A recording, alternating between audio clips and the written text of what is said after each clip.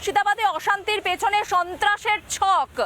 দুজন প্রধান অভিযুক্ত যারা জঙ্গি গোষ্ঠীর স্লিপার সেলকে সংগঠিত করেছিল এবং ওই দুজন যারা প্রধান অভিযুক্ত তারা পালিয়েছে মুর্শিদাবাদ থেকে, এমনটাই খবর পাওয়া যাচ্ছে। এবং তারা দুটি আলাদা আলাদা জঙ্গি গোষ্ঠীর সদস্য, অর্থাৎ পুরোটা পরিকল্পনা, পুরোটা ছক, মাথা ঠান্ডা করা ছক, পরিকল্পনা, সন্ত্রাসের ছক। মুর্শিদাবাদে অশান্তির পেছনে পুলিশ দুই যে অভিযুক্ত তাদেরকে চিহ্নিত করেছে এবং এই দুই অভিযুক্ত যারা দুটি আলাদা আলাদা জঙ্গি গোষ্ঠীর সদস্য তারা পালিয়েছে মুর্শিদাবাদ থেকে।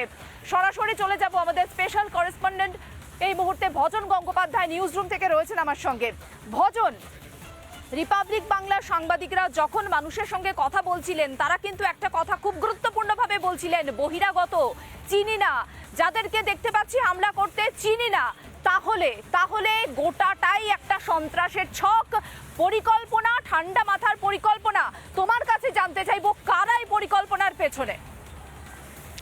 মীনাক্ষী, তুমি একদম সঠিক কথাই বলেছো। যে কথাটা আমি বারবার ধরে বলছি, এটা আমরা তথ্য থেকে যেটা পাচ্ছি, গোয়েন্দা তথ্য থেকে আমাদের কাছে যে খবরগুলো আসছে সেটা হলো এরকম যে এই যে মুর্শিদাবাদ কাণ্ড, আমরা জানি যে ওয়াক অফ বিল যখন থেকে সংসদে পেশ হয়, ওয়াক অফ বিল পেশ হওয়ার ঠিক আগে থেকে এই ধরনের একটা পরিকল্পনা চলছিল বলে যেটা এর আগেও আমরা বলেছি। কিন্তু এখন যেটা জানা যাচ্ছে যে দুটি প্রধান জঙ্গি গোষ্ঠী তারা কিন্তু এই পুরো পরিকল্পনাটা করেছিল এবং তাদের যে মাস্টার মাইন্ড, সেই মাস্টার মাইন্ডের মধ্যে একজনের নাম হচ্ছে রবিউল মিয়া। সেই রবিউল মিয়ার খোঁজ করছে পুলিশ এবং গোয়েন্দারা।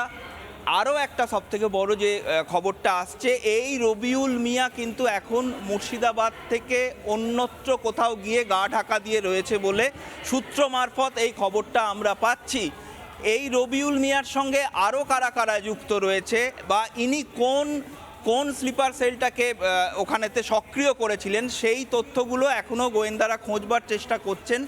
এবং পরবর্তীকালে যেটা চিন্তা ভাবনা করা হচ্ছে সেটা হচ্ছে যে প্রয়োজনে কিন্তু তারা যে বর্ডারের যে অঞ্চলগুলো দিয়ে এরা ঢুকছে সেই বর্ডারগুলোকে সিল করবার কথাও চিন্তা ভাবনা করছে।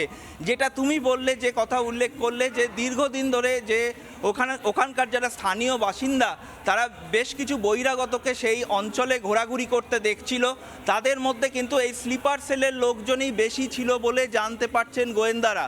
এই স্লিপার সেল দীর্ঘদিন ধরে তারা সংগঠিত হয়ে তারা কিন্তু এই এত বড় যে ঘটনা মুর্শিদাবাদ যে আজকে জ্বলছে, এটা কিন্তু তাদের পরিকল্পনা, একেবারেই তাদের পরিকল্পনা। এবং সেই মতোই কিন্তু এখন গোয়েন্দারা সেইভাবে কাজ করছেন বলে আমরা সূত্র মারফত খবর পাচ্ছি। মীনাক্ষী,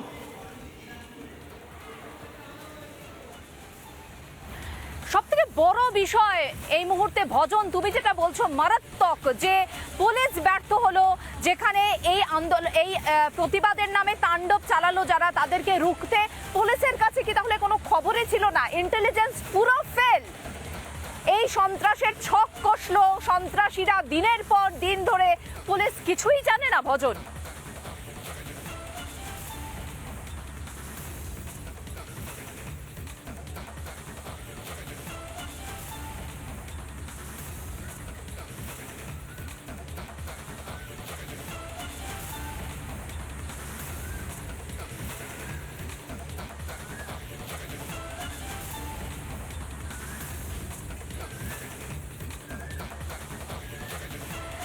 যে বড় খবর মুর্শিদাবাদ নিয়ে আসছে আমাদের কাছে, ওয়াকফের প্রতিবাদের নামে মুর্শিদাবাদে অশান্তি, আগে থেকেই সন্ত্রাসের ছক, মাস্টার মাইন্ডের খোঁজে এখন পুলিশ নেমেছে। দুজনের হাত ধরে হামলার এই মাস্টার প্ল্যান করা হয়েছে বলে খবর পাচ্ছি আমরা।